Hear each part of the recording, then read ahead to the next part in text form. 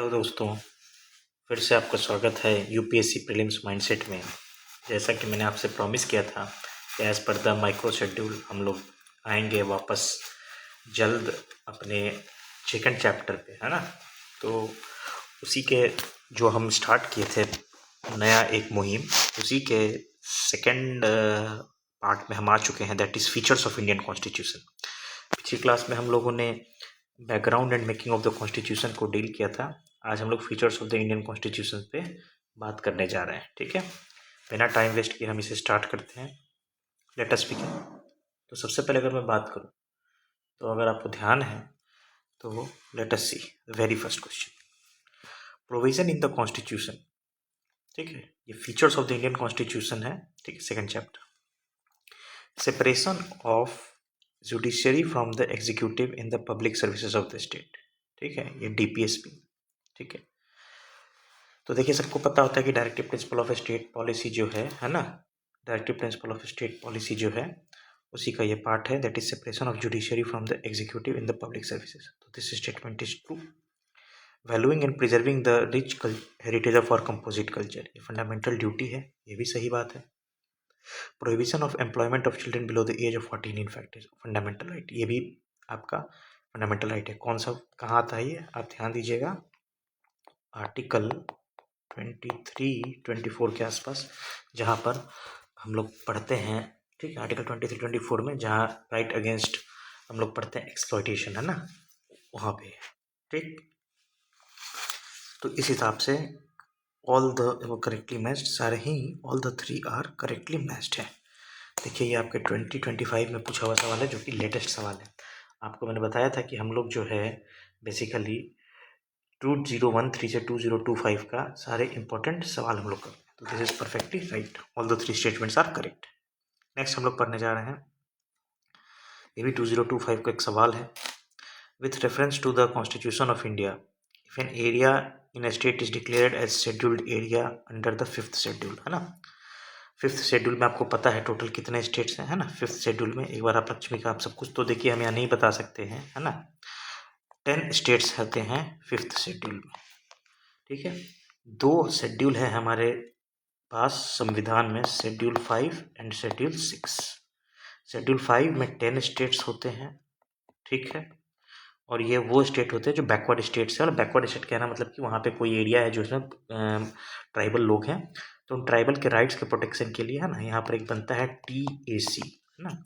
पूरा इन पे dedicated chapter भी है, that is tribal advisory council, ठीक। और शेड्यूल 6 जो है ये भी ट्राइबल एरिया से डील करता है, पर इसमें 4 स्टेट होते हैं, AMTM, असम, मेघालय, त्रिपुरा, देखिए मैं ऐसे याद रखता था, आप भी याद रख सकते हैं, मिजोरम। AMTM से डील करता है। और यहाँ पर जो बनते हैं, इनमें बनते हैं ऑटोनोमस काउंसिल्स, ठीक है, ऑटोनोमस बोर्ड्स या ऑटोनोमस काउंसिल बनते हैं जो डील करते हैं, ठीक है। तो 5th शेड्यूल की अगर मैं बात करूं, अब आते हैं, ये मैं आपको बोला था ना, ये सिर्फ PYQ नहीं, सॉल्विंग नहीं है, इसमें आपको मैं बहुत सारी चीज़ों को अलाइड नॉलेज जो उससे लिंक्ड है वो आपको रिवाइज करते चलूँगा, जहाँ बार बार UPSC हिट करता है, ठीक है। The state government loses it's executive power in such areas and local body assumes total administration. अब देखिए, ये एक रॉन्ग स्टेटमेंट है, ऐसा नहीं है, ठीक है। स्टेट गवर्नमेंट को कुछ भी वहाँ पे काम करना होता है तो लोकल बॉडी जो वहाँ की मैंने आपको बताया, ट्राइबल एडवाइजरी काउंसिल जो होती है, ठीक है, उसकी सहमति जरूरी होती है लेनी, है ना। लेकिन ऐसा नहीं है कि स्टेट अपनी एग्जीक्यूटिव पावर को वहाँ पे पूरे तरीके से लूज कर सकता है, ठीक है। वो कंसल्ट करता है वहाँ पे जो लोकल बॉडी, यहाँ पे बेसिकली लोकल बॉडी का मतलब है TAC, है ना, TAC से लोकल बॉडी का यहाँ मतलब है बेसिकली TAC, ठीक है। Next, union government can take over the total administration of such areas under circumstances on recommendation of governor, ठीक है, ऑन रिकमेंडेशन ऑफ गवर्नर। ये भी स्टेटमेंट गलत है, बहुत माइन्यूट चीज पूछी गई है। ऐसा सेंट्रल गवर्नमेंट कर सकता है, ठीक है, ठीक है, सेंट्रल गवर्नमेंट कर सकता है, पर वो पूरा एडमिनिस्ट्रेशन ले सकता है, नॉट गवर्नर, प्रेसिडेंट के, ठीक है, प्रेसिडेंट के एडवाइस पे, किसके एडवाइस पे, प्रेसिडेंट के एडवाइस पे ले सकता है, ठीक है। और गवर्नर एनुअल रिपोर्ट सबमिट करते हैं प्रेसिडेंट को शेड्यूल एरियाज पे, ठीक है, these are called schedule areas, जो शेड्यूल 5 में गिरते हैं ना। गवर्नर रिपोर्ट पेश करते हैं प्रेसिडेंट को, और प्रेसिडेंट चाहें तो वो सेंट्रल गवर्नमेंट को रिकमेंड कर सकते हैं कि भाई वो पूरा का पूरा वहाँ का शासन अपने हाथ में ले ले, पर not on the basis of. So this is also wrong, this is also wrong. तो ये जो है both statement wrong, so nothing is correct. ठीक। Third, Arunachal Pradesh, capital is named after a fort and the state has 2 national parks. अब देखिए ये बहुत ही अत्यंत फैक्चुअल सवाल है ना। ऐसा सवाल गलत भी हो जाए, मैं बार बार आपको टीटी ग्रुप पे समझा रहा हूँ, यूपीएससी प्रीलिम्स आपका इसलिए नहीं छूटता है कि आप को नॉलेज कम था या आप उन क्वेश्चन को नहीं बना पाए जो, ठीक है, जो इट बट हाईली फैक्चुअल है। देखिए ऐसे सवाल सभी से छूटते हैं, मैं बता रहा हूँ। आप पीछे वहाँ हो जाते हैं जहाँ पर उन क्वेश्चंस को जिनको मैक्सिमम लोग सॉल्व करें और आप नहीं सॉल्व कर पाते या गलत कर देते, वहाँ आप पीछे होते हैं। Keep this tagline in mind. Arunachal Pradesh, capital is named after fort and the state has 2 national parks. बिल्कुल सही बात है। ईटा एक फोर्ट है, ईटा फोर्ट, क्या नाम है? ईटा फोर्ट। पता नहीं क्या हो रहा है, एक सेकेंड। एक फोर्ट है जिसका नाम है ईटा फोर्ट, और उसी के नाम पर इसका कैपिटल है ईटानगर। ठीक। Nagaland came into existence on the basis of constitutional amendment. बिल्कुल सही बात है। जब आप स्टेट रीऑर्गेनाइजेशन एक्ट पढ़ेंगे तो आप पाएंगे कि, थोड़ा सा मैं इसको पतला कर लेता हूँ ना, ज़्यादा मोटा हो गया। आप पाएंगे कि 1963 कॉन्स्टिट्यूट में जो एक अमेंडमेंट एक्ट आया था, है ना, 1963 में अमेंडमेंट एक्ट आया था जिसके बेसिस पर, ठीक है, और ये 16th स्टेट के फॉर्म में नागालैंड बना। नागालैंड बना था, 16वां स्टेट था इस देश का, 16th स्टेट था। ठीक। Tripura was initially a Part C state and is become a centrally administered territory with the reorganization of state and later attained the status of full fledged। बिल्कुल सही बात है। देखिए अगर आपको ध्यान हो, राइट साइड में देखिए, मैं आपको दिखा रहा हूँ, जब देश आज़ाद हुआ था तो 4 प्रकार के स्टेट थे। ठीक है। जो सबसे पहले जो पार्ट ए स्टेट्स था, है ना, वो ब्रिटिश इंडियन स्टेट्स था, है ना, जो कि गवर्नर के अंडर में होते थे। पार्ट बी स्टेट्स जो था वो मेनली होते थे princely states. Part C states जो थे, ये बेसिकली पार्ट सी स्टेट्स जो थे, ये आपके आज के जो यूटीज हैं वो होते थे, और ये उस समय चीफ कमिश्नर प्रोविंसेस होते थे ब्रिटिश इंडिया के प्रोविंस, लेकिन चीफ कमिश्नर के अंडर में होते थे। और पार्ट डी एक अलग सा है, किसके लिए वो है अंडमान एंड निकोबार। बहुत ही सुंदर जगह, मैं गया था पिछले साल। हाँ। तो उस नाते त्रिपुरा जो है, त्रिपुरा बाद में स्टेट बना। पहले जो त्रिपुरा था तो पार्ट सी स्टेट था, फिर वो यूटी बना, उसके बाद वो फुल फ्लेजेड स्टेट बना। तो आप देखिए पहला स्टेटमेंट भी सही है, दूसरा स्टेटमेंट भी सही है, और तीसरा भी सही है। तो तीनों ही करेक्टली मैच्ड है। ठीक है। अभी यूपीएससी ने नए टाइप का स्कीम शुरू किया है, ऑल करेक्ट, 3 करेक्ट, 2 करेक्ट। वरना पहले क्या होता था कि एक क्वेश्चन मैच हो जाते थे तो उससे आंसर निकल जाता था। सबसे खतरनाक टाइम है 2023 में, है ना, जो मेरा अनफॉर्चुनेटली या फॉर्चुनेटली जो कहें लास्ट अटेम्प्ट था। 2023 में इन्होंने पूरा पेपर ही भर दिया था इस तरह के सवाल से, जिसको लेकर के बहुत ज़्यादा मामला कोर्ट में पहुंचा था, है ना। चलिए विदाउट वेस्टिंग टाइम बीच बीच में कहानियाँ सुनाते रहूँगा, आगे बढ़ते हैं। Which of the following statements are correct about the constitution of India? 2024 का सवाल। Power of municipalities are given in part 9A of the constitution. True है। पार्ट 9 में जो है rural local self governing body, rural LSG, local self bodies के बारे में है, पंचायत, जिला परिषद। और पार्ट 9A जो है वो म्यूनिसिपल कॉरपोरेशन, म्यूनिसिपैलिटी, इनके बारे में है। तो उस नाते स्टेटमेंट करेक्ट है। Emergency provisions are given in part 18 of the constitution. बिल्कुल, कुछ समझाने लायक है ही नहीं, जो भी सीरियसली पढ़ा इस चीज को जानता होगा। Provisions related to the amendment are provided in part 20 of the constitution. ये भी सही है। ठीक है। तो इस नाते अगर आप देखें तो तीनों ही पार्ट सही है, दैट इज ऑल द 3। ठीक। नेक्स्ट मैं बात करूं नेक्स्ट सवाल की, तो which of the following is correct as per the constitution of India? Inter state trade and commerce is a state subject. देखिए नॉलेज तो अच्छी चीज़ है, आप यहाँ बुद्धि भी लगा सकते हैं। बिहार और यूपी के बीच में ट्रांजेक्शन हो रहा है ना, तो इसमें बिहार की सरकार देखेगी, यूपी की सरकार देखेगी? ये तो लोचा हो जाएगा। तो ऑब्वियस सी बात है, जो सबका हेड होता है, नॉट हेड, समझने के लिए समझा रहा हूँ, केंद्र सरकार वो देखेगी। तो दिस स्टेट इज रॉन्ग। ये हमेशा सेंटर के हाथ में होता है इंटर स्टेट ट्रेड। और नॉलेज चाहिए तो आप देखिए IGST जो होता है ना, इंटर स्टेट जो जाता है GST का पार्ट, वो भी केंद्र को जाता है। Next, inter state migration is state subject under the state list. Obvious सी बात है, अगर आप देखे भी होंगे तो जब महाराष्ट्र में इतना बवाल करते हैं मनसे के लोग और भी लोग करते हैं, ठीक है, कि नॉर्थ इंडियन बहुत इन्फ्लक्स हो रहा है और प्रेशराइज करते हैं CM को, तो basically this is a state list पे आता है, ये ट्रू स्टेटमेंट है। ठीक, inter state quarantine is a union subject under the union list. ठीक, corporation tax is a state subject under, देखिए कॉर्पोरेशन टैक्स स्टेट लिस्ट, भाई इनकम टैक्स जो भरते हैं वो सेंट्रल केंद्र सरकार को जाता है। ये अलग बात है कि केंद्र सरकार इनकम टैक्स और कॉर्पोरेशन टैक्स, ये अलग बात है कि केंद्र सरकार उस पैसे को डिविजुअल पूल में डाल के देती है स्टेट को, ठीक है, लेकिन वो यूनियन लिस्ट में नहीं आता है। Third, inter state quarantine is union subject, this is also wrong. Inter state quarantine union subject नहीं है। आपने देखा होगा जब कोविड आया था तो एक स्टेट से दूसरे स्टेट में जाओ या कहीं और मूव करो तो वो क्या करते थे, आपको जो एक सेकेंड, एक स्टेट से दूसरे स्टेट जब जाता था इंसान तो क्वारंटाइन कर देते थे ना। तो अब हम लोग को देखना है कि जो इंटर स्टेट जो हम लोग का है ना, वो इंटर स्टेट माइग्रेशन जो है ना, वो एक सेकेंड, वो यूनियन लिस्ट में है। विच of the following is correct, है ना।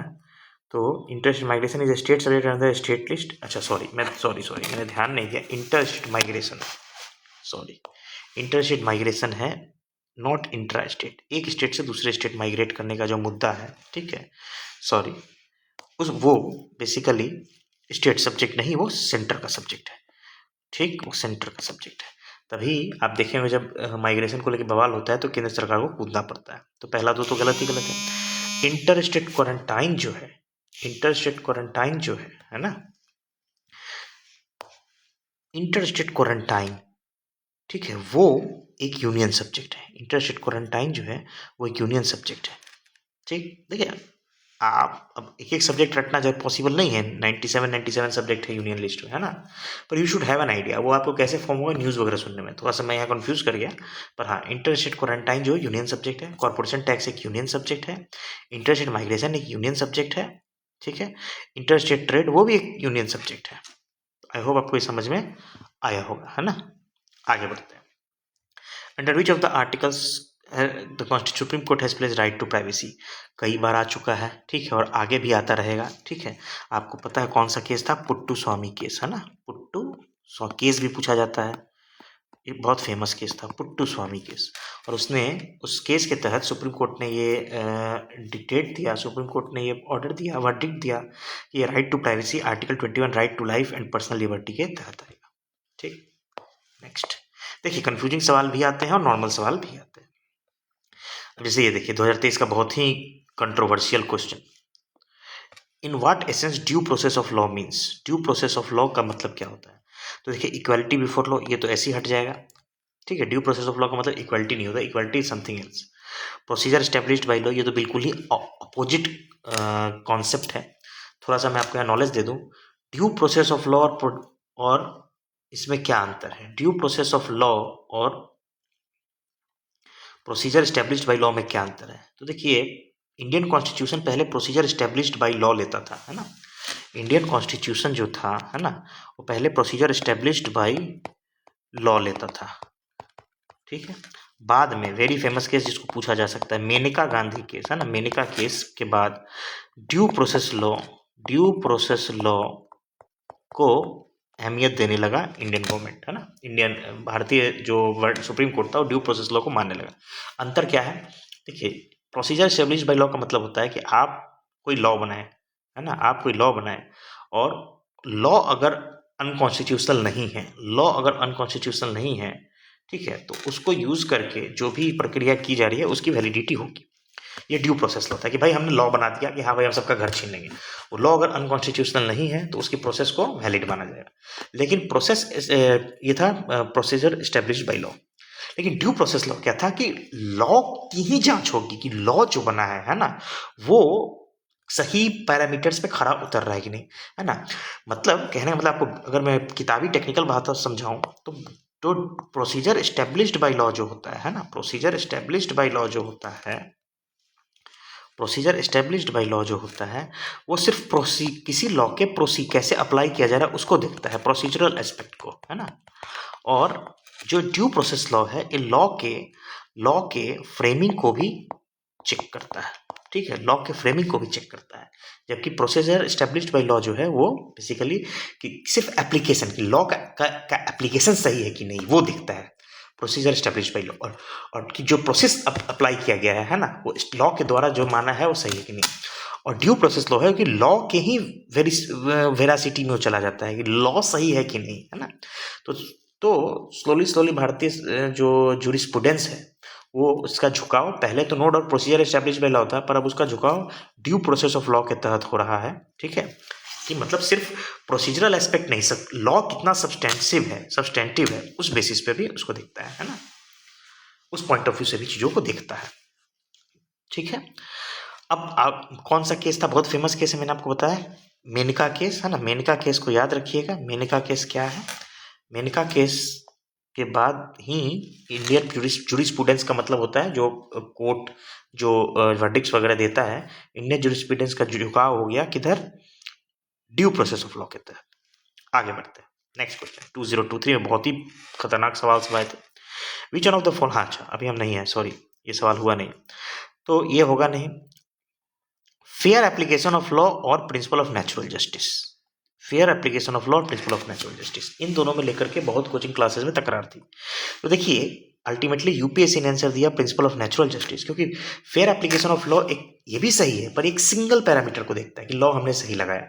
प्रोसीजर एस्टेब्लिश्ड बाय लॉ जो प्रिंसिपल ऑफ नेचुरल जस्टिस जो है ये बहुत ही ब्रॉड स्पेक्ट्रम है, क्या है, बहुत ही ब्रॉड स्पेक्ट्रम है, उसको भी ये अपने हिसाब से देखता है, ठीक है। तो प्रिंसिपल ऑफ नेचुरल जस्टिस को आंसर फाइनली कमीशन ने, आयोग ने माना था। अब प्रिंसिपल ऑफ नेचुरल जस्टिस में क्या होता है समझिए। प्रिंसिपल ऑफ नेचुरल जस्टिस के 3 पिलर होते हैं ना। एक मिनट में एक और ऐप खोल ही लेता हूँ ना, इट्स वेरी डिफिकल्ट, एक मिनट।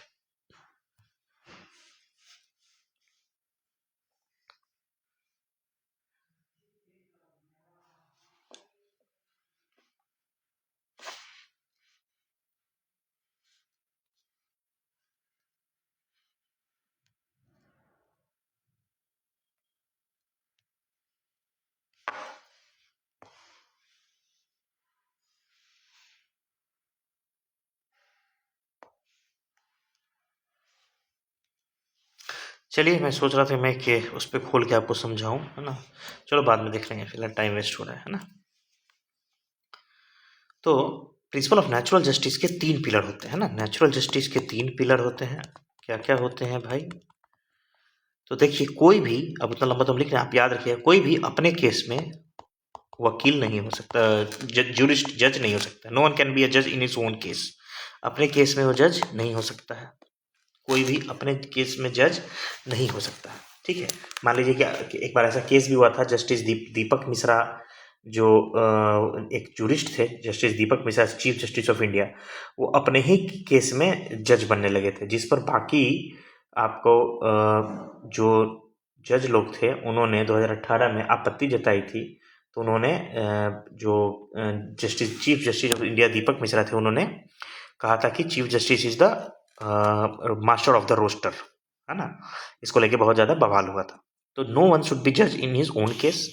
दूसरा चीज़ था कि आपको, जो नेक्स्ट चीज़ था कि आपको अदर पार्टी को भी फेयरली सुनना है ना, अदर पार्टी को भी प्रॉपरली हियरिंग की मौका देना है, सुनना है जजमेंट देने से पहले, ठीक है। तीसरी चीज़ थी कि ठीक है कि रीजनड आंसर होना चाहिए, रैशनल डिसीजन लेनी चाहिए, इमोशन से हटके डिटैच्ड होके, है ना, रैशनल डिसीजन लेना चाहिए, इमोशन से हटके डिटैच होकर के, है ना, बिल्कुल प्रूफ पर और आपके सबूत पर, है ना, प्रूफ पर, विटनेस पर, इन चीज़ों पर रैशनल डिसीजन होना चाहिए। ये नेचुरल जस्टिस है। तो इसका इतना ब्रॉड स्पेक्ट्रम था कि फाइनल इसी को आंसर माना गया, क्योंकि देखिए फेयर एप्लीकेशन ऑफ लॉ भी सही था पर वो इसी के अंदर आ जाता है, लेकिन ये पूरा इसके अंदर नहीं आता है, ठीक है। Which one of the following best reflects the chief purpose of constitution of a country? मैं आपको बार बार बताया था पिछले लेक्चर में भी कि संविधान का होना कोई गवर्नमेंट के पास पावर होना और जनता का वेलफेयर करना ही जरूरी नहीं है। एक स्टेट प्रॉपर तब बनता है जब वहाँ के गवर्नमेंट की पावर को रेस्ट्रिक्ट करने वाली कोई डॉक्यूमेंट होती है ना। और तो उस हिसाब से अगर देखें जो ऑप्शन वही सही होगा। तो it determines the objective for making necessary laws, ये भी करेक्ट है। It enables creation of political office, ये भी सही है। It defines and limits the power of the government. It ensures social justice, equality and social security. Best option क्या है देखिए, ये है तो सारे ही सही, संविधान के सारे पर्पस हैं। और अब यूपीएससी ऐसे ही है आपको दे रहा है क्वेश्चन। बट मैं बार बार कह रहा हूँ ये स्टेटमेंट बहुत स्ट्रॉन्ग स्टेटमेंट माना जाता है कि सरकार टायरनी ना बने, डिक्टेटर ना बन जाए। तो एक ऐसा संविधान, एक ऐसा डॉक्यूमेंट है जो कि वहाँ के गवर्नमेंट के पावर को रेस्ट्रेन करता है, उसे टायरनी बनने से रोकता है। आई होप आपको ये क्लियर होगा। Next, according to the constitution of India the central government has a duty to protect the state from internal disturbance. बिल्कुल परम सत्य है, आप लक्ष्मीकांत में पढ़े होंगे। Constitution of India exempts the state from providing legal counsel to person being held for preventive detention. देखिए इस स्टेटमेंट पे आते हैं। अकॉर्डिंग टू पोटा, मेरा ये सवाल, ये वाला सवाल देखिए मैं 2023 में बैठा था, ये सही हुआ था, ये सवाल मेरा सही हुआ था, ये सवाल मेरा जो है वो गलत हो गया था, ये सवाल मेरा गलत हो गया था। पहला स्टेटमेंट तो सही है। According to prevention of terrorism act POTA, confession of the accused before police can not be used as evidence. अब देखिए अमूमन क्या होता है कि आप पुलिस वाला पीट के आपसे कुछ भी उगलवा ले, कोर्ट में उस चीज की अहमियत, कोर्ट में वो स्टैंड नहीं करता है, लॉजिक है ना। लेकिन ये स्पेशल एक्ट है POTA act, prevention of terrorism act, यहाँ पे ये चीज लागू है कि अगर आप पुलिस के सामने कन्फेस कर रहे हैं तो वो कोर्ट में एडमिसिबल होता है। मुझे लगा था ऐसा नहीं हुआ इसलिए मैंने इसको गलत मार दिया, जबकि this statement is also correct, this statement is also correct. अब आते हैं सेकंड स्टेटमेंट पे। Now let us move to the second statement.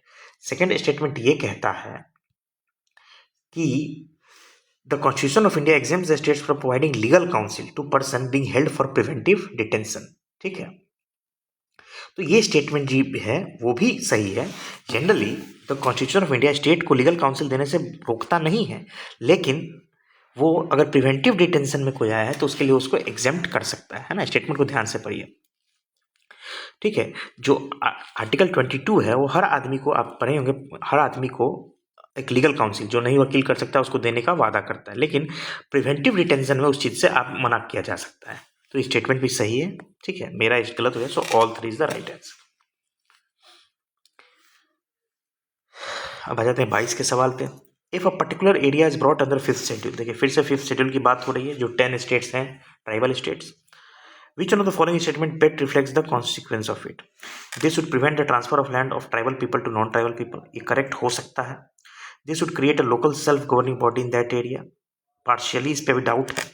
देखो ऐसे ही मारा जाता है एग्जाम में, मैं आपको फिर बता रहा हूँ, मैं तो चाहूँ तो की देख के आपको फटाफट आंसर बता दूँ, बट इसका मेरा मकसद है कि आपको सिखाया जाए कैसे भरना है। This would convert area into union territory, utter nonsense. The state having such area would declare A special category state, बिल्कुल बेकार बात है।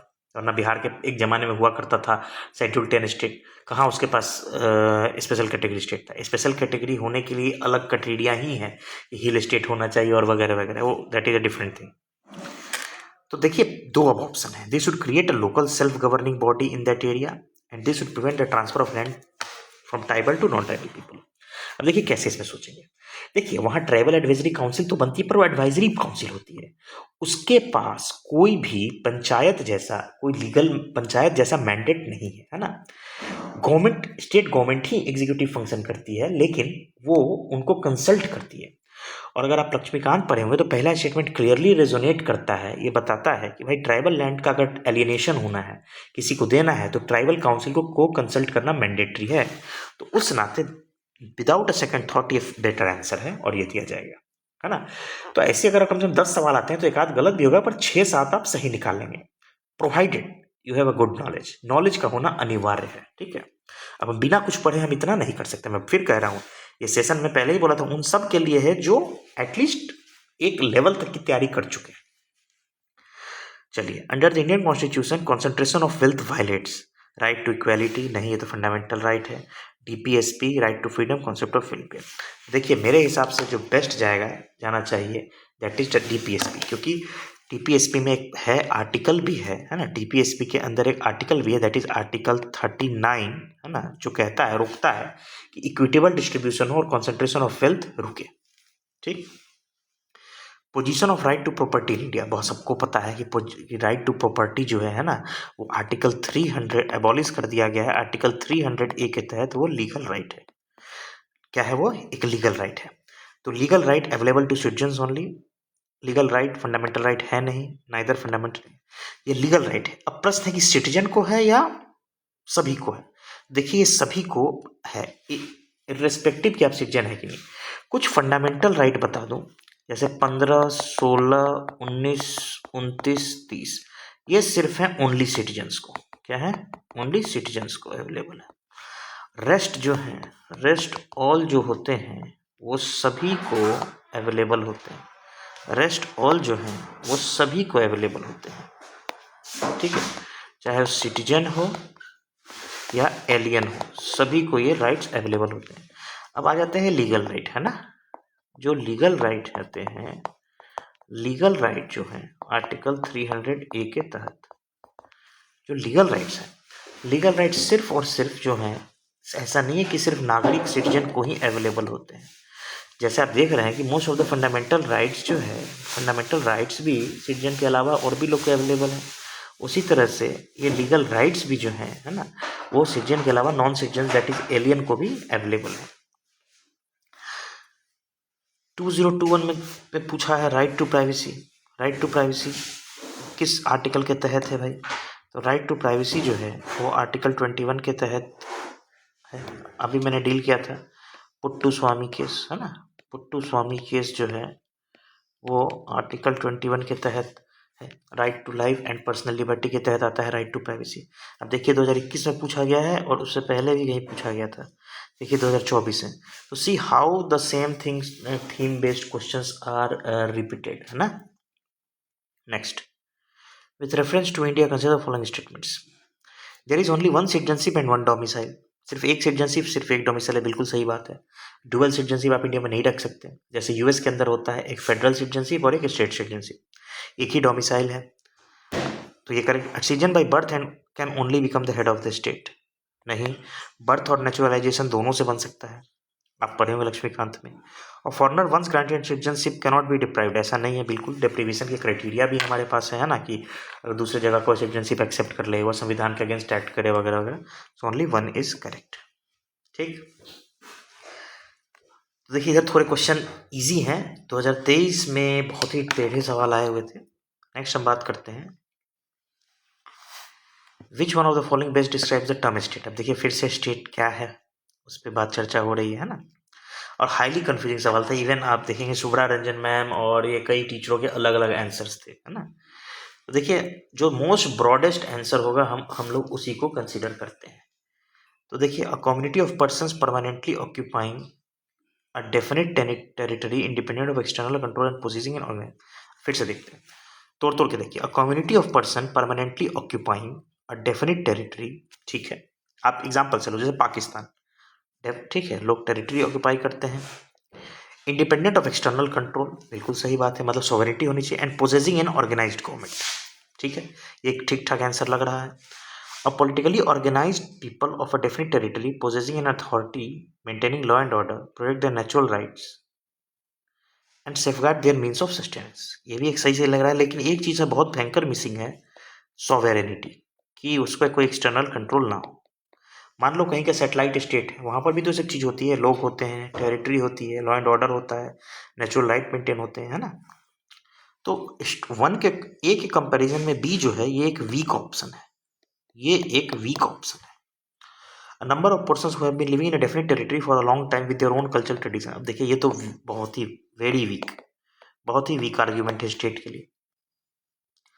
A society living in a definite territory with central authority and executive responsible to central authority and independent judiciary। अब देखिए कोई जरूरी नहीं है, जहाँ पर अगर executive responsible to central authority नहीं है वहाँ पर भी तो स्टेट कहलाएगा। तो मेरे नाते जो बेस्ट ऑप्शन है या आयोग के नाते दैट इज ऑप्शन ए, क्योंकि उसमें एक बहुत बड़ी चीज़ है सॉवरेनिटी। सॉवरेनिटी एक बहुत ही बड़ा चीज़ उसमें दिया हुआ था, दैट इज जो कि बाकी ऑप्शन में मिसिंग था। तो देखिए ये उसी तरीके का केस हो गया जैसे आप बाजार में देखते होंगे कि बिस्लरी है ना। आवाज आ रही है ना सभी आपको? ब्रिस्ली है, सब सिमिलर सिमिलर है। तो उसी तरीके से ये केस भी हो गया, ठीक है। आगे बढ़ते हैं।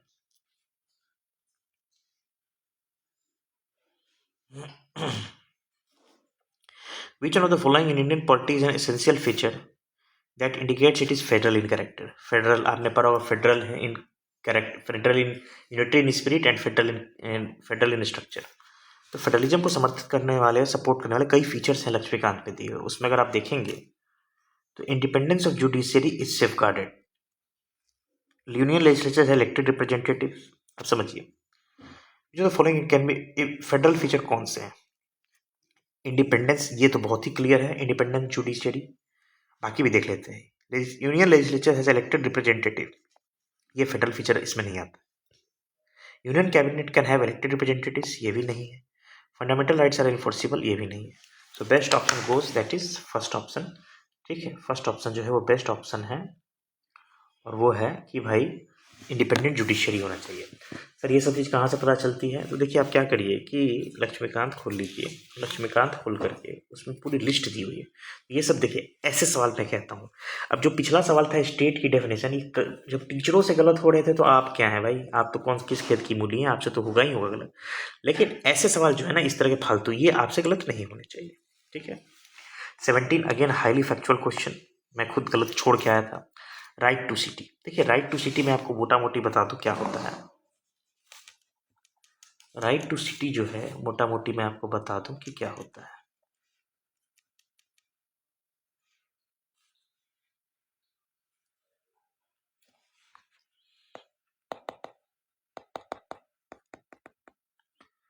राइट टू सिटी है कि जो सिटी के जो सिटी डेवलपर्स है ना, वहाँ रहने वाले हैं, वो गवर्न करें, पार्टिसिपेट करें, पहला एस्पेक्ट ये है।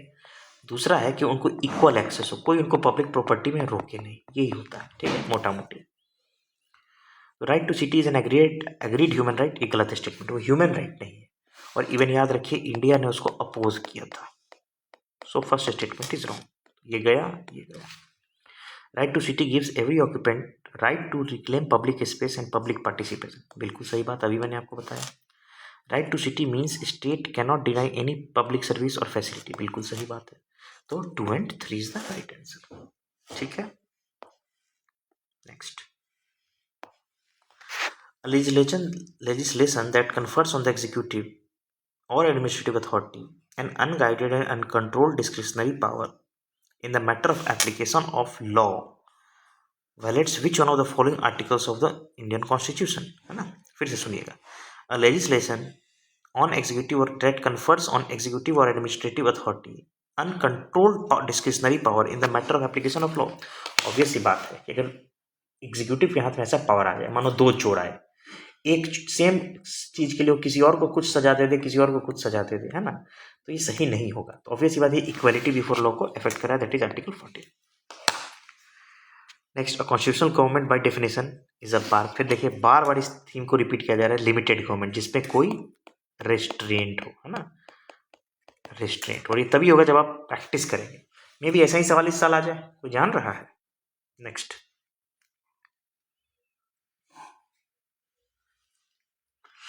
other than the fundamental rights, which of the following parts of the Constitution of India reflects the principles and provisions of Universal Declaration of Human Rights? देखिए preamble, DPSP, fundamental duty, all three याद रखिएगा, तीनों ही। जो कुछ principle universal declaration of human rights के preamble से related हैं, कुछ डीपीएसपी से, कुछ फंडामेंटल ड्यूटीज से, है ना। क्योंकि देखिए डिक्लेरेशन ऑफ ह्यूमन राइट्स ऐसे भी आप सोच सकते हैं, तुक्का भी मार सकते थे। ह्यूमन राइट्स के अंदर ह्यूमन प्रिंसिपल्स होंगे, है ना, रैशनल प्रिंसिपल्स होंगे, और ह्यूमन प्रिंसिपल्स रैशनल प्रिंसिपल होंगे। ठीक है, तो वो बिल्कुल एज इट इज ये तीनों में ही है, आप पढ़े हुए हैं तो ये कोई बड़ी चीज़ नहीं है सवाल। Which of the following categories of fundamental rights incorporates protection against untouchability as a form of discrimination? आपको पता है article 18 protection against untouchability, article 18 में आता है ना, प्रोटेक्शन अगेंस्ट अनटचेबिलिटी। एक सेकेंड, एक minute, protection against untouchability that is in article 18, और वो आता है आपको राइट टू इक्वलिटी। 14 से 18 जो होता है वो राइट टू इक्वलिटी के तहत आता है। फिर 19, ये क्या हो गया, सॉरी, फिर 19 जो है ना, 19 जो है वो आता है right to freedom.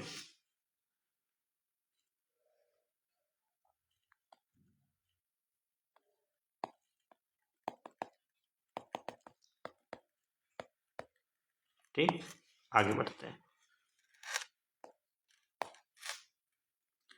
Which part of the constitution of India declares the ideal of welfare state? भाई ये तो सभी को बच्चा बच्चे को होता है, डीपीएसपी, और ऐसे सवाल गलत होंगे तो फिर छोड़ दो बेटा तैयारी तुम, ठीक है। DPSP, directive principles of state policy, part 4A। Next, the constitution of India defines it's basic structure in terms of federalism, secularism, fundamental rights and democracy. देख के सही लग रहा है पर देखो बहुत बड़ा यहाँ पे पेच है फंसा हुआ। The constitution of India provides for judicial review to safeguard the citizens liberties and to preserve the ideals. अब देखिए क्या होगा, मैं आपको बताता हूँ। देख के तो प्राइमा फेसी दोनों ही सही लग रहा है, पर यहीं पे कहते हैं कि बहुत बारीक से देखना होता है। क्या देखना होता है भाई बहुत बारीक से? वो ये है कि बहुत बारीक से इस चीज़ को हम लोग देना हो कि ये दोनों स्टेटमेंट सही लग रहे हैं, लेकिन याद रखिएगा कॉन्स्टिट्यूशन में कहीं पर भी ये दोनों, ना ही जुडिशियल रिव्यू को डिफाइन, ना ही कॉन्स्टिट्यूशन में जुडिशियल रिव्यू को डिफाइन किया गया है, और ना ही कॉन्स्टिट्यूशन के अंदर बेसिक स्ट्रक्चर को डिटरमाइन किया गया है। ये जुडिशियरी की उपज है ना, जुडिशियरी ने इस चीज़ को लाया है। तो both statements are wrong. Next,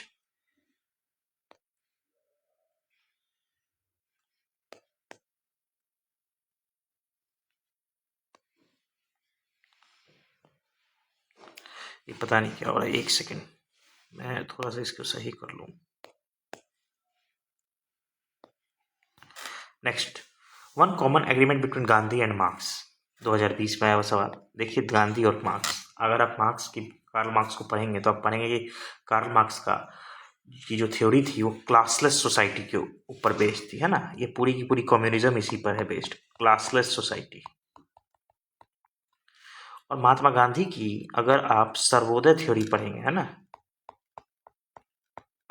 तो वो भी क्या कहते हैं कि जिस तरह एक एग्जांपल लेंगे, मुकेश अंबानी की जो अहमियत सोसाइटी में होनी चाहिए वही एक बाल काटने वाले बार्बर की होनी चाहिए, है ना। तो क्लास के डिपेंडेंट, तो अल्टीमेटली दोनों थ्योरी का रास्ता अलग है, ठीक है। जैसे कार्ल मार्क्स की एम्फेसिस होती थी एंड जस्टिफाइज द मीन्स, मतलब मैं डकैती करके भी अगर अपने पास रईस बन रहा हूँ तो मैं सही हूँ, जबकि गांधी यहीं से अलग थे। गांधी का कहना था कि means is as important as end, ठीक है।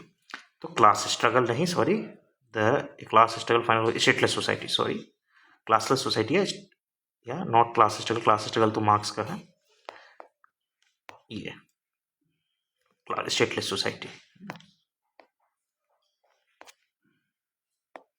Next, preamble of the constitution is a part of constitution. बिल्कुल, देखिए पार्ट तो है ही, आप देखिए जो केशवनंदा भारती केस और बहुत सारे केस में it is a part of the constitution but has no legal effect, ये एक सही हो सकता है। Not a part of constitution, eliminated, part of constitution and same legal effect as other part, ये भी गलत है क्योंकि ये जस्टिसिएबल नहीं है। क्या है? This is non justiciable. So a part of the constitution but has no legal effect independently of other parts. अब ये वन से ज़्यादा है, लीगल इफेक्ट तो है but not independently of other parts. कहने का मतलब कि प्रियम्बल को दूसरे पार्ट के से जोड़ करके वर्डिक्ट दी जा सकती है, और ऐसा सुप्रीम कोर्ट ने दिया भी है, ठीक है, लेकिन उसकी अकेले एग्जिस्टेंस नहीं है। So this is wrong, this is correct. Next, with reference to the provisions contained in part 4, that is part 4 क्या होता है? डीपीएसपी। शायद मैं कहीं पार्ट 4A बोल दिया था, वो फंडामेंटल ड्यूटी होता है, आई एम सॉरी, है ना। Part 4 is DPSP and 4A is fundamental duty. Next, तो डीपीएसपी से अगर मैं बात करूं, विच of the following provisions contained in part 4 of the Constitution of India, which of the following is correct? They shall be enforceable by courts, नहीं, ये भी non justiciable होते हैं, ठीक है, this is non justiciable. They shall not be enforceable by court, correct. The principles are to influence the making। भाई DPSP का definition ही है कि these are the principles that has to be kept in mind by the state while framing laws, है ना। तो 2 and 3 is the right answer. Under which schedule the transfer of tribal land to private parties for mining to be declared null and void? आपको पता है tribal के बारे में 2 ही होता है, 5th और 6th, तो दिस इज 5th शेड्यूल। ये सब सिंपल सवाल है। The 9th schedule was introduce in the constitution of India during the prime ministership of, देखिए 9th शेड्यूल जो है वो इंट्रोड्यूस किया गया था, जहाँ तक मुझे ध्यान है, that was introduced using the, जो अमेंडमेंट करके लाया गया था ना, 9th शेड्यूल जो था that was introduced using the first constitutional amendment act, है ना, फर्स्ट अमेंडमेंट एक्ट। और फर्स्ट अमेंडमेंट एक्ट जो है ऑब्वियसली बात है फर्स्ट था, तो ये पंडित नेहरू के समय होगा, है ना। Which article safeguards one's right to marry one, अब आप जिससे इच्छा है उससे शादी कर सकते हो, ऑब्वियसली बात है राइट टू लाइफ के तहत आएगा आर्टिकल 21। और डिटेल में देखना है तो लक्ष्मीकांत में जाकर के आर्टिकल 21 की एक लिस्ट दी हुई है, जहाँ पे सुप्रीम कोर्ट ने रीड इन रीड आउट किया है कि कितने कितने आर्टिकल कैसे कैसे सुप्रीम कोर्ट एक्सपैंड किया राइट टू लाइफ को, उसको आप देख सकते हैं। राइट टू वोट, बहुत कंट्रोवर्शियल सवाल, ठीक है। राइट टू वोट वाज 2017 का बहुत ही कंट्रोवर्शियल सवाल, 17 या 18 का है जहाँ तक का है ना। राइट टू वोट मुझे जहाँ तक ध्यान है ये 18 या 17 का है, 17 का यहाँ दिया, शायद मुझे लग रहा है 18 का है। Right to vote is a fundamental right तो है ही नहीं, ठीक है, नेचुरल राइट भी नहीं है। तो बहुत कन्फ्यूजन था legal right constitutional right. Confusion इसलिए था क्योंकि एनसीईआरटी ने, ओल्ड एनसीईआरटी ने लीगल राइट लिखा था, लेकिन उसी समय 2015 में हरियाणा में चुनाव को लेकर के एक कंडीशन लगा दी गई थी कि जिसके घर में टॉयलेट होगा वही, ठीक है, वही पंचायत चुनाव में वो करेगा, ठीक है, वही पंचायत चुनाव में भागीदारी होगा।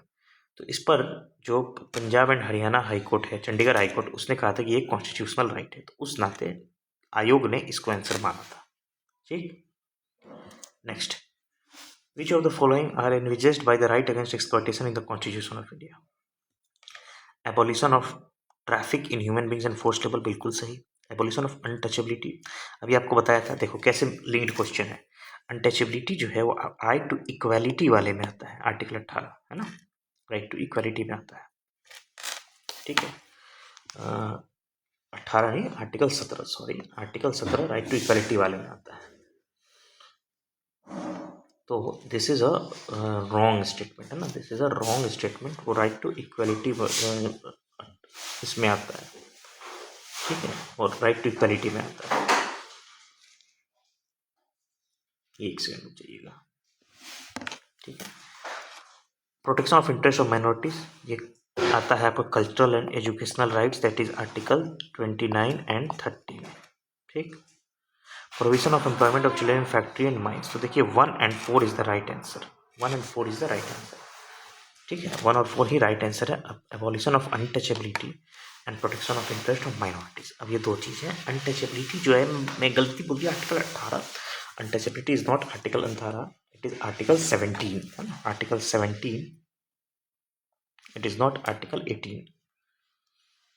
एक मिनट, आर्टिकल, एक हर बार मैंने गलती बोल दी, इट्स आर्टिकल 17, आर्टिकल 17, ठीक है, ओके। फिर हम आगे बढ़ते हैं। एक जगह और मैंने शायद गलती से ये लिख दिया था आर्टिकल 18 या आर्टिकल 17, मैं आपको उसको सही कर देता हूँ, ठीक है, एक minute,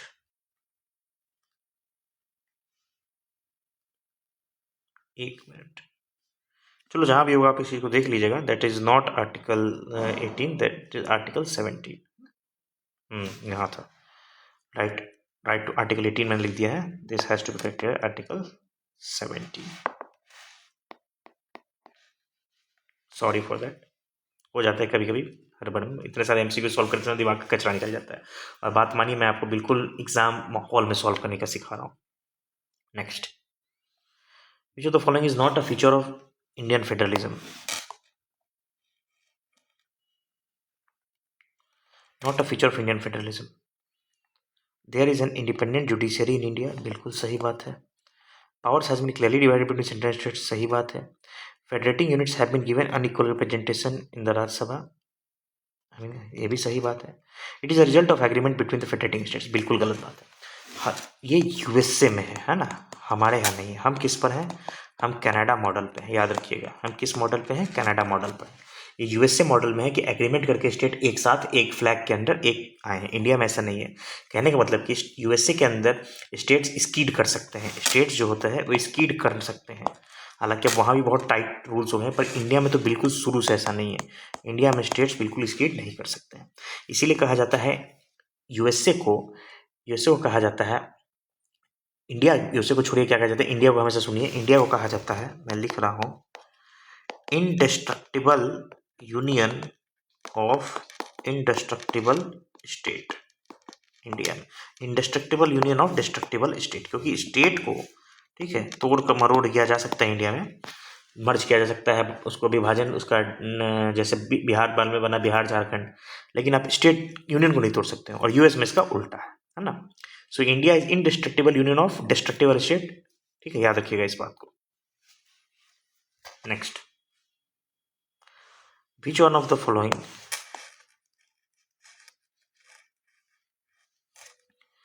these are true of the fundamental duties in India.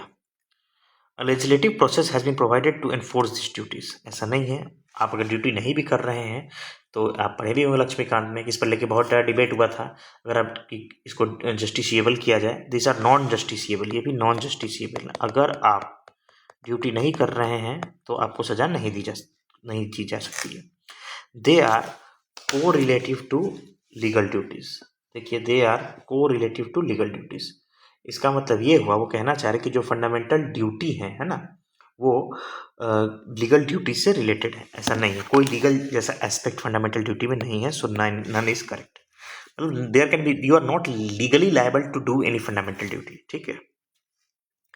Which one of the following objective is not embodied in the preamble of liberty of thought है, बिलीफ है, एक्सप्रेशन है, economic liberty is not present, है ना। Although हमारा जो संविधान है economic liberty की तरफ इशारा करता है, पर वो प्रेजेंट नहीं है। In the context of India,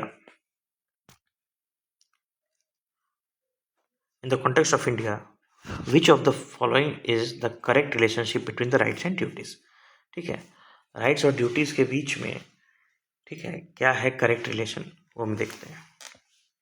तो rights are correlative with duties, है ना। Rights are correlative with duties. Rights are personal है, hence independent of society and duties. ये बिल्कुल गलत बात है। राइट्स पर्सनल है, ऐसा तो नहीं है कि आपकी दायित्व कुछ जिम्मेदारी बनती है समाज के प्रति भी।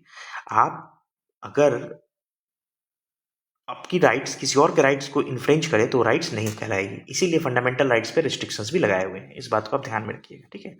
तो आप इस तरीके से भी सोच सकते हैं, बहुत ब्रॉड स्पेक्ट्रम में, अगर नॉलेज नहीं भी है तो, ठीक है। Rights not duties are important for the advancement of the personality of the citizen. बिल्कुल ही गलत बात है। सिर्फ आपको राइट दिया जाए और आपको कोई जिम्मेदारी ना हो तो बेकार, that will create an anarchy. Duties not rights are important for the stability of the state. ये भी गलत बात है, दोनों ही करेक्ट है। सो यहाँ से आ गया राइट्स आर को रिलेटिव विद ड्यूटीज। कहने का मतलब कि जो राइट्स हैं, अगर आपको राइट्स हैं तो you are although not legal but you are expected to perform some duties, okay. One of the implications of equality in society is the absence of, अगर कोई भी सोसाइटी में अगर इक्वालिटी चाहिए तो ऑब्वियस ही बात है सभी लोग एक समान होना चाहिए, कोई प्रिविलेज नहीं होना चाहिए। That is a competition. भाई क्या है, हम और आप यूपीएससी के लिए compete करते हैं, आइडियोलॉजी की भी डिफरेंस होती है ना। रेस्ट्रेंट्स, है ना। One is equality in society is the absence of restraints. ऐसा नहीं है इंडिया में, क्या रेस्ट्रेंट नहीं फंडामेंटल राइट के ऊपर, बिल्कुल हर fundamental rights have certain restrictions imposed, but it never means कि इंडिया में इक्वालिटी नहीं है सोसाइटी के अंदर, ठीक है। नेक्स्ट,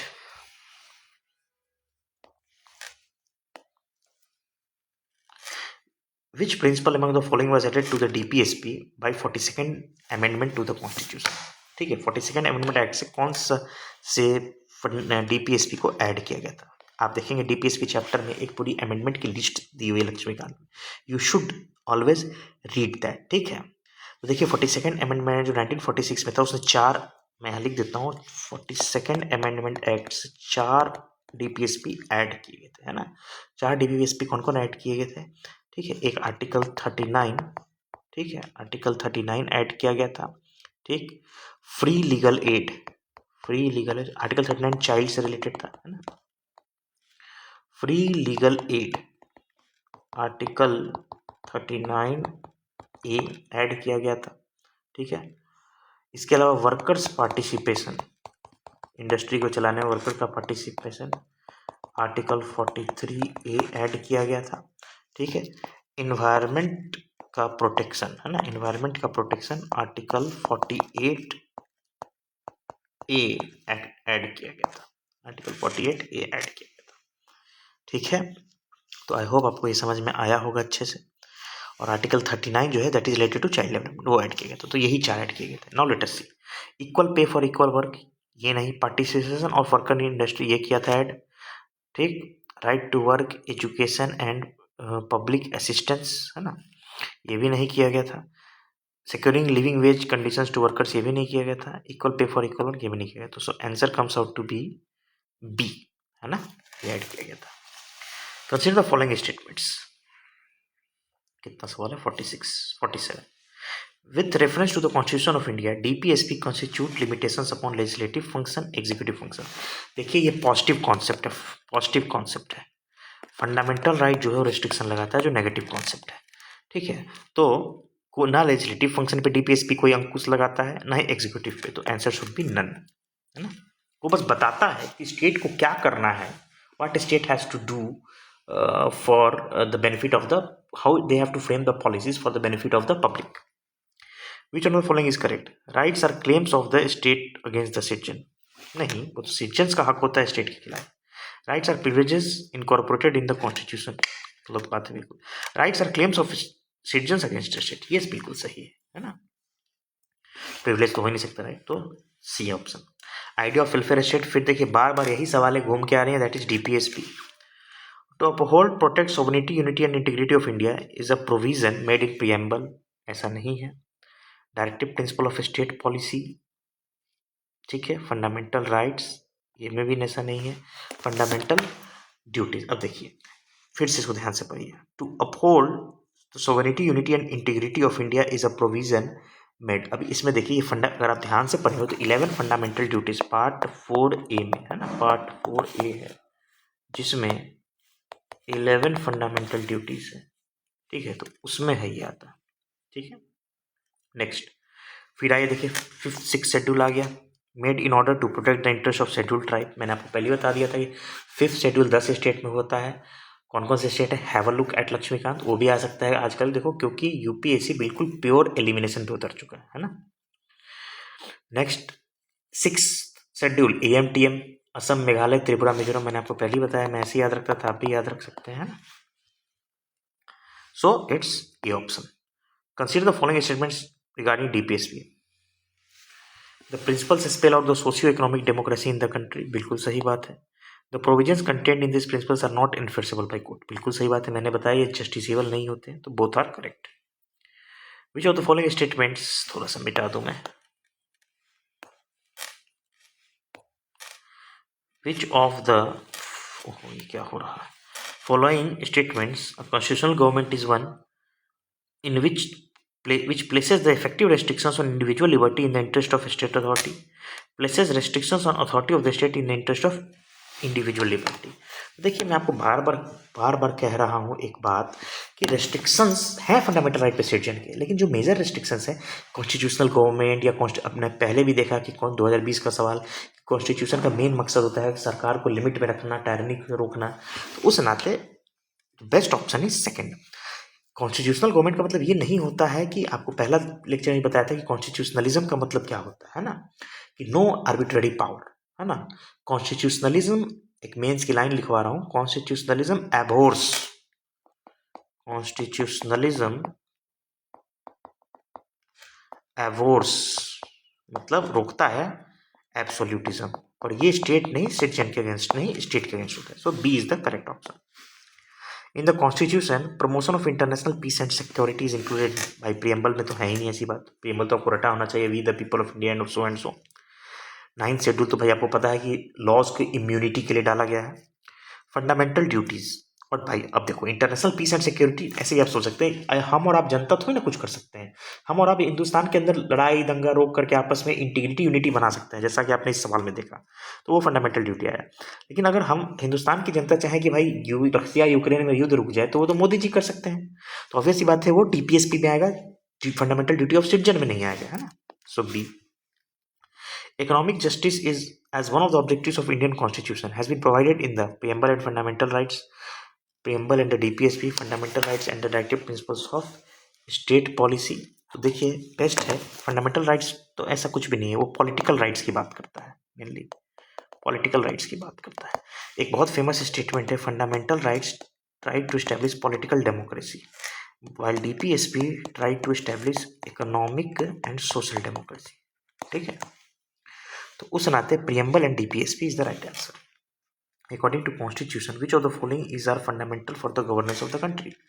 ठीक है, which of the following are fundamental for the governance of the country?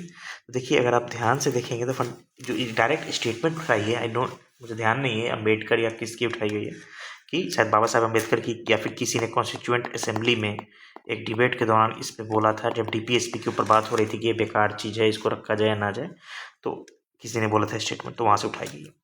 तो देखिए माइन्यूट रीडिंग क्या क्या इंपॉर्टेंट है प्रीलिम्स के लिए पॉलिटी में। Minute reading multiple times. अब मल्टीपल टाइम्स माइन्यूट रीडिंग मतलब ये नहीं कि आप 800 पन्ने बार बार पढ़ें, जो हाईलाइटेड चीज़ें ऐसी ऐसी चीज़ों को हाईलाइट करके रखिए, पिन पॉइंट करके रखिए।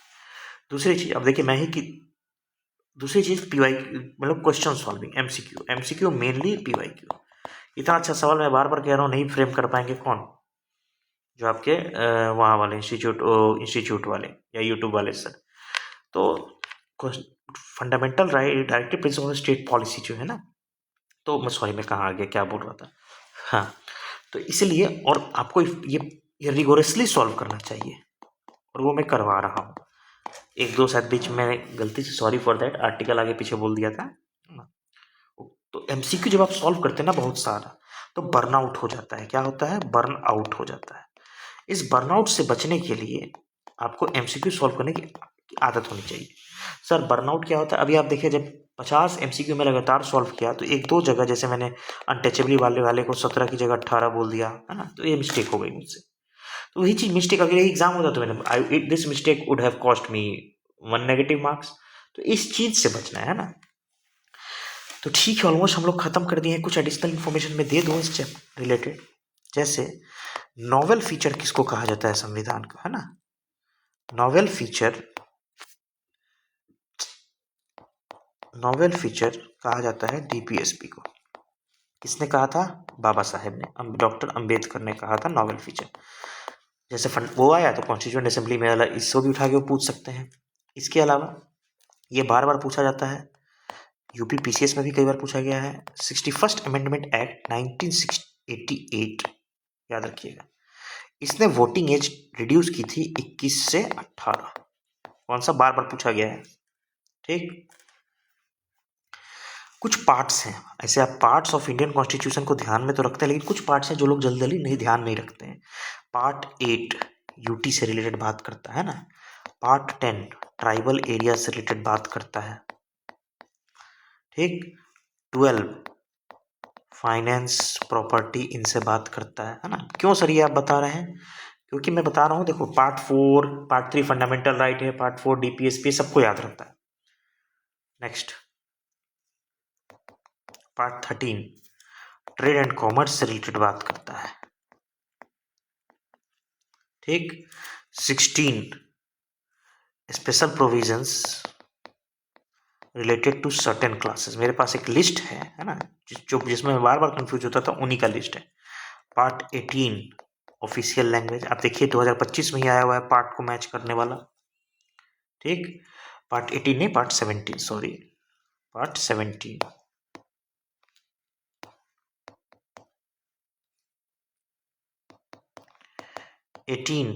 Official language, part 17 official language. 18 जो है that is emergency, sorry emergency related है ना। 19 मिससेलेनियस। ठीक है, 20 2025 में ही पूछे हुए हैं। 20 वाला कौन है? 20 अमेंडमेंट्स। ठीक, और 21 ऐसे कोई पूछता नहीं, temporary provisions, temporary transitional provisions. और 22 that is last part, short title and commencement. और इसमें एक और इम्पॉर्टेंट चीज़ है, टेक्स्ट इन हिंदी। इसी से डील करता है। ओरिजिनल संविधान इंग्लिश में था, उसके हिंदी में कन्वर्ट किया गया, वो भी इसी शेड्यूल से डील करता है। ठीक है, तो दिस इज़ वेरी इंपॉर्टेंट चीज़। एक मैं आपको सजेशन दूंगा, उतनी लंबी लिस्ट में दे नहीं सकता, जो कौन सा कॉन्स्टिट्यूशन कहाँ से बोरो किया है, कि जैसे फंडामेंटल राइट्स यूएसए से, ठीक है, फंडामेंटल ड्यूटी लिया गया आपको रशिया से, ठीक है, और डिफरेंट डिफरेंट जो चीज़ें ली गई हैं, जैसे इम्पीचमेंट भी यूएस से लिया गया है, जुडिशियल रिव्यू यूएस से लिया गया है, इसकी लिस्ट एक बार जरूर देख लीजिएगा, है ना, इस चैप्टर में। ठीक है, दैट्स ऑल। आई होप आपको ये सीरीज अच्छी लग रही हुई। सॉरी फॉर मिस्टेक, मतलब मिस्टेक क्या, एक दो यार बर्नआउट हो ही जाता है बताने में, है ना, तो उसके लिए बाकी आप इससे जुड़े रहेंगे तो इसके माध्यम से मैं आपको ऑलमोस्ट सारे मेजर सब्जेक्ट इसी तरीके से आप देख सकते हैं। It's not only solving question, मैं सिर्फ उन्हीं क्वेश्चन पे डायरेक्ट बता के निकल रहा हूँ जो बहुत आसान किस्म के हैं, है ना, वरना मैं आपको अलाइड इन्फॉर्मेशन दे रहा हूँ। ठीक है, आप जरूर देखते रहें, और कोई सजेशन हो तो जरूर भेजें मुझे। योर कभी मैं बुरा मानने वाली बात नहीं है, that is always be welcome. Okay, thank you, have a nice day.